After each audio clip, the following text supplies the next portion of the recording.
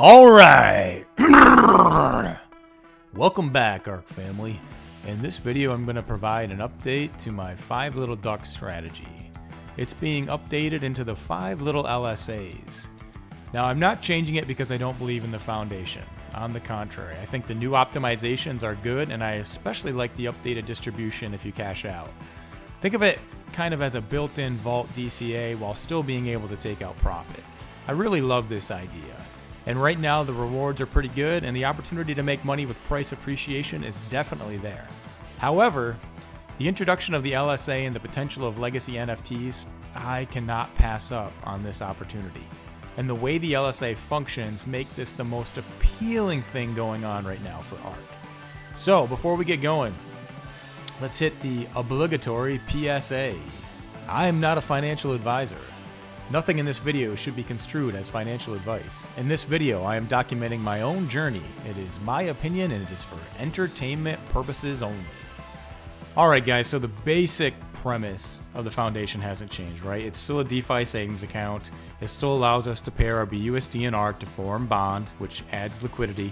But let's take a look at the contract enhancements. So we'll scroll down and we'll just go through these. So in order to eliminate the cascading effect of a bank run, or the scenario that we recently had when people pulled their foundation, let's take a look. 1. When only BUSD is deposited into the foundation, the standard 13% ARK buy tax will be applied to the ARK purchase for the bond pairing. Alright.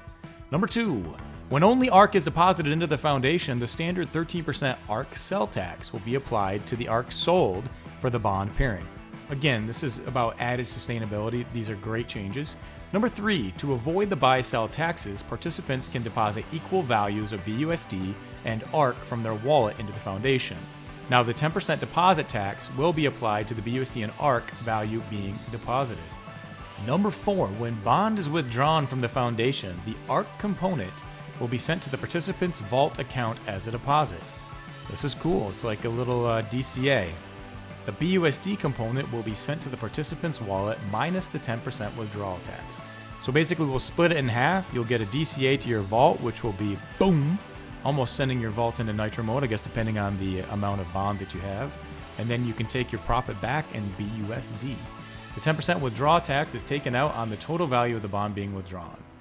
Number 5, in case where the participant's vault account has reached the max deposit limit of 4,000 ARK, the ARK component is not added to their vault account and is virtually burned.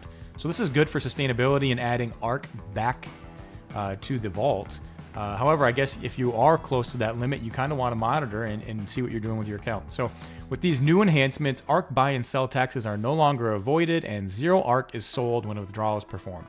I think that's the key right there, right? 0 ARK is sold when a withdrawal is performed. Awesome. These changes will prevent stress on the ILC and price depreciation during a bank run scenario. I repeat, the changes will prevent stress on the ILC and price depreciation during a bank run scenario. Awesome. All right, let's talk about the legacy savings account. Now, before I do that, I want to go back to my 5 little duck strategy. A lot of you are familiar with it. I really like the idea of a DeFi savings account. I still love that idea. One of the huge things for me, which really sold me on it, was being Spark eligible. Now with legacy NFTs, you're also Spark eligible. So when we go over some of the, I guess, benefits of the legacy savings account, you're going to see what really tipped the scale for me transitioning from the 5 little ducks from Foundation over into the legacy savings account. The other thing which we really need to consider is that the Foundation's great, that legacy savings is fantastic.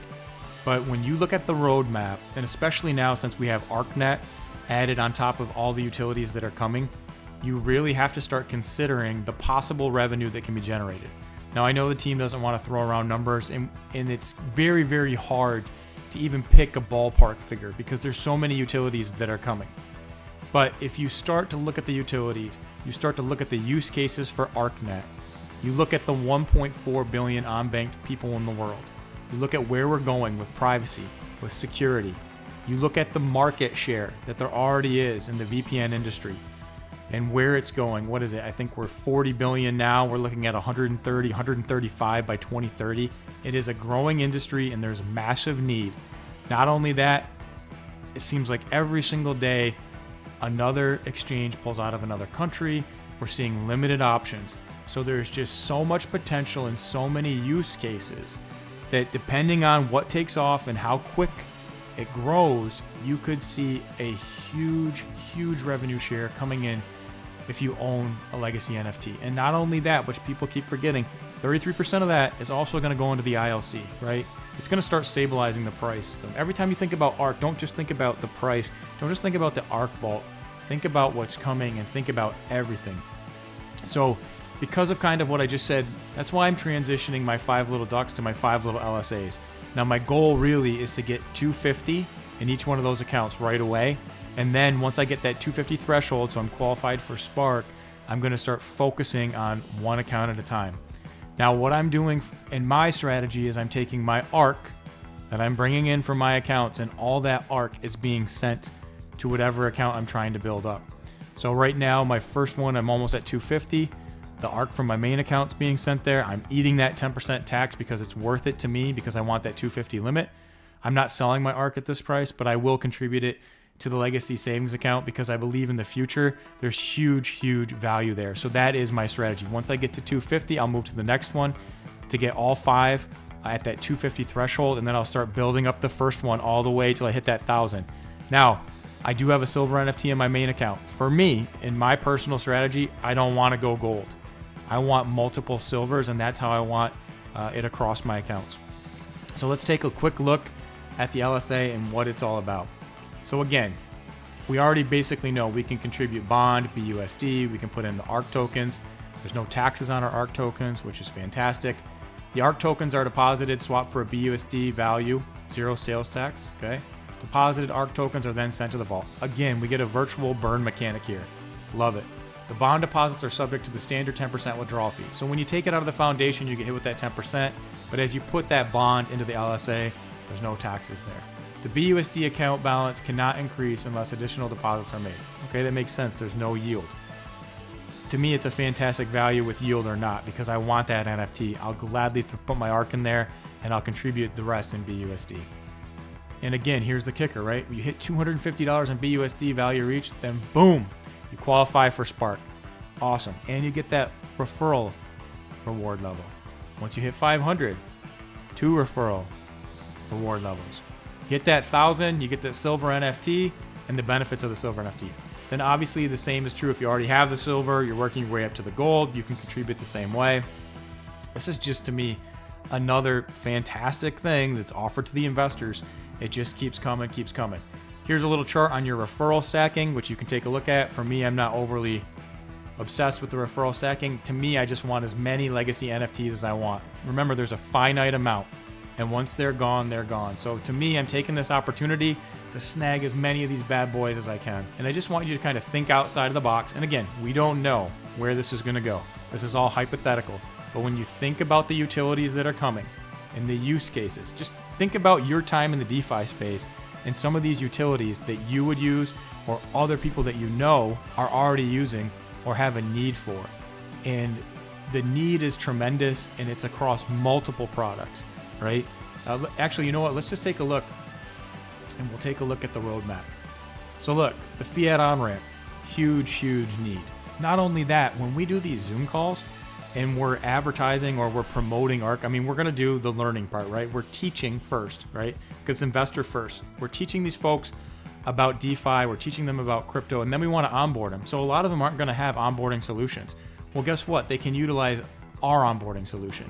So it's a win-win. You bring in fresh money, you bring in investors to the system, you reach outside that DeFi space, you tap that 1.4 billion on-banked adults, and then when you bring them in, hey, why don't you use our fiat on-ramp, right? So it's genius, right? Not only that, there's millions of other people in the space that could use the fiat on-ramp. Let's say we have that 4%. I know that 4% number has been thrown around, 4% fee.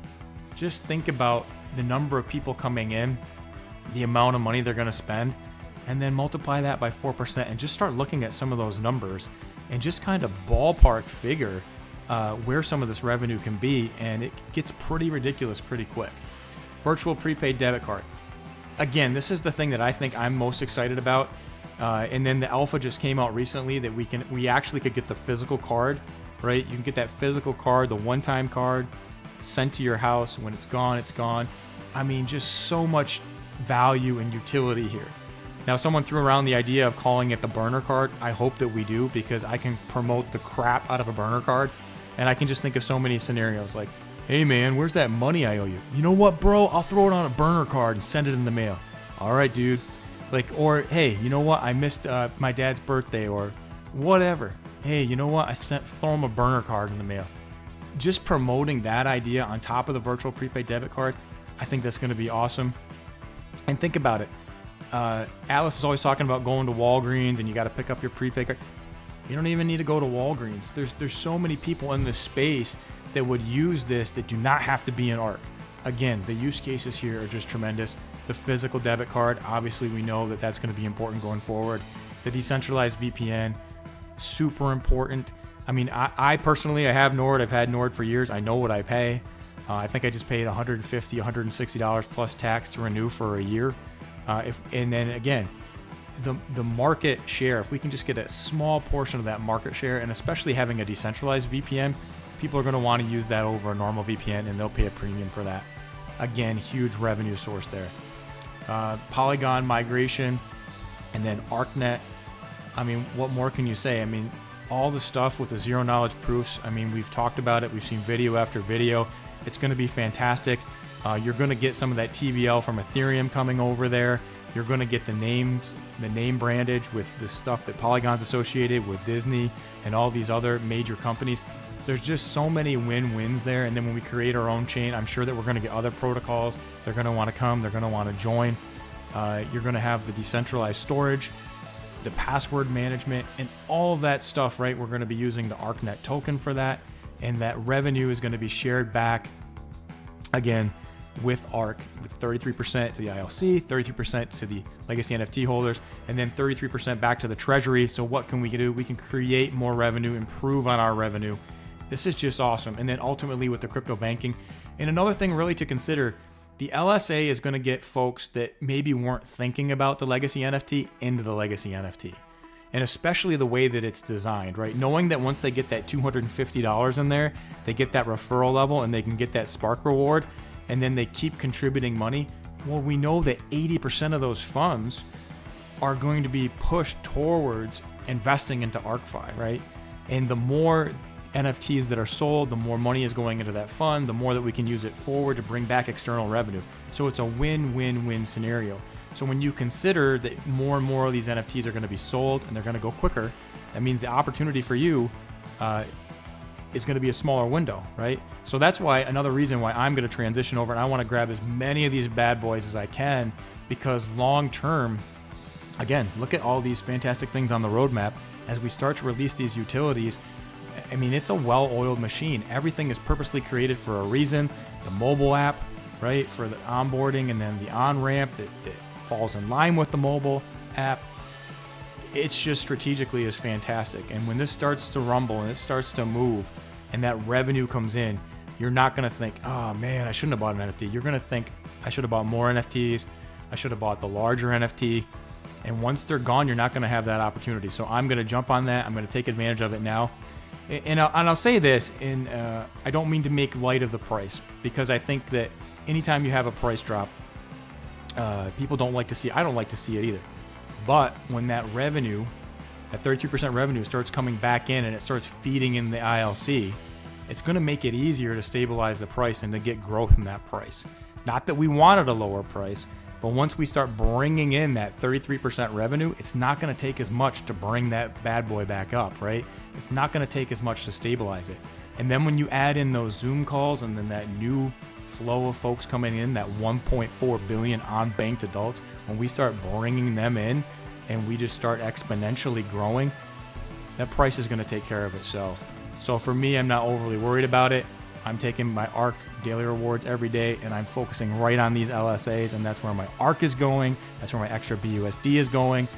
And like I said, at the end of the day, I will have my 5 little LSAs, or at least my 5 silver NFTs, which I can add to my main account, which will give me 6. And that's where I'm going. And I might even go more. I don't know.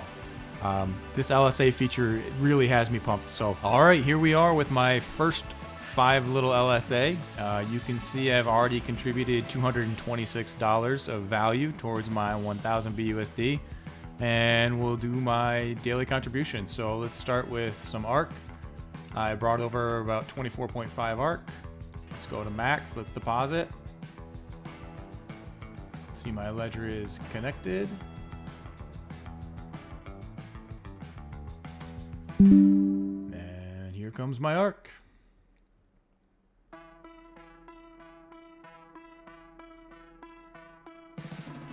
Boom. All right, I'm up to 256, so I've already hit my first threshold, right? Spark eligible come Wednesday once the contracts hit. I can't wait. Let's get this out of the way. All right, perfect. Let's jump over to my BUSD. I've got 30.53. Let's throw her in there.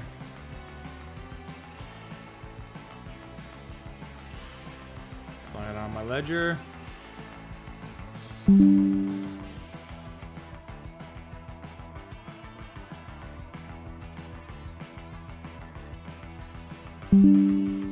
Awesome.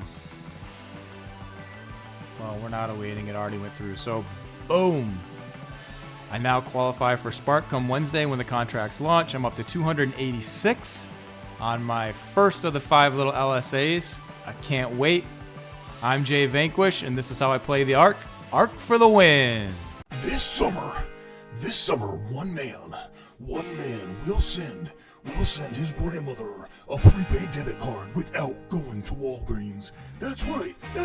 This summer, he will use his crypto and he will deploy it into a burner. This summer, coming to a theater near you, the burner card.